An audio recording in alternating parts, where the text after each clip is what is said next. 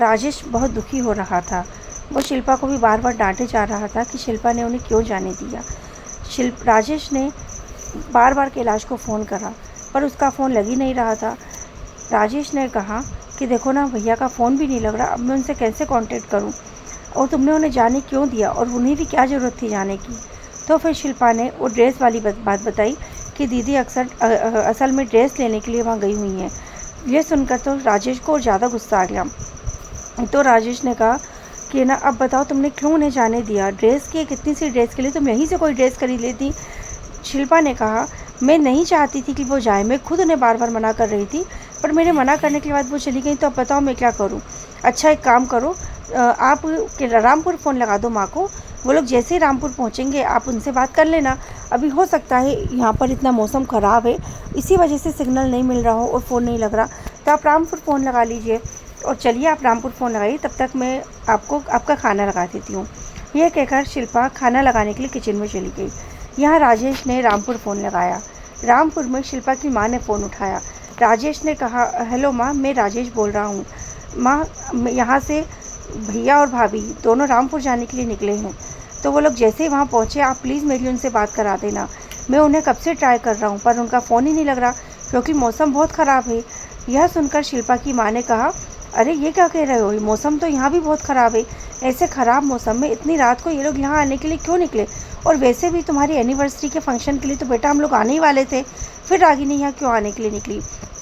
राजेश ने कहा, वो दरअसल शिल्पा की ड्रेस शादी की वहीं पर है, वही ड्रेस लेने के लिए भैया भाभी वहाँ आए हैं। यह सुनकर राजेश की सास ने कहा, शिल्पा की ड्रेस नहीं बेटा, शिल्पा की तो यहाँ कोई भी ड्रेस नहीं है।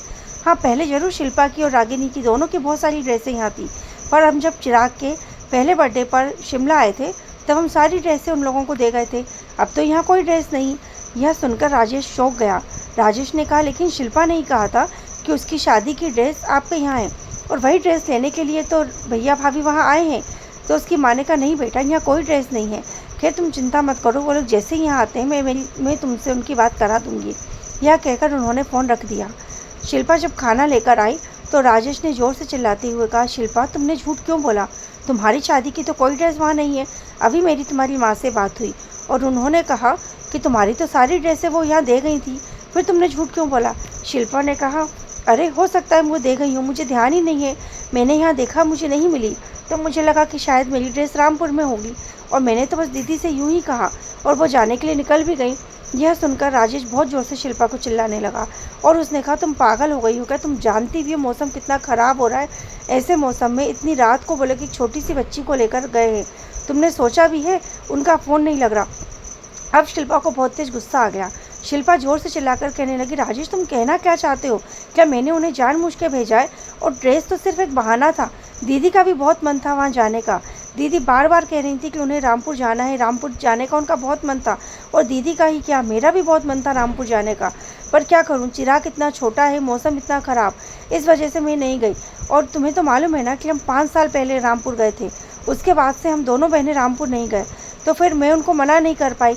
और जहाँ तक बात है ड्रेस की, तो मैंने तो दीदी को ड्रेस के लिए बोला ही नहीं था, फिर भी तुम मुझसे इस तरह से बात क्यों कर रहे हो, और तुम इतना टेंशन क्यों ले रहे हो, रामपुर ही तो गए ना, कुछ देर में रामपुर पहुँच जाएंगे, फिर वो बात कर लेंगे, और तुम्हें तो पता ही है ना कि भैया कितनी अच्छी कार ड्राइव करते हैं, वो सेफ्टली पहुँच जाएंगे, आखिर तुम इतने टेंशन में क्यों हो, मुझे उसका रीज़न तो बताओ। यह सोचकर राजेश बहुत दुखी हो गया और शिल्पा को बताने लगा कि तुम्हें पता है, आज भैया दिन भर से ऑफिस में कुछ अजीब सा बिहेव कर रहे थे, बस इसी चीज़ को लेकर मैं बहुत चिंतित हूँ। अब आपके आगे की कहानी जानने के लिए सुनते रहिए हमारी कहानी को। Thank you.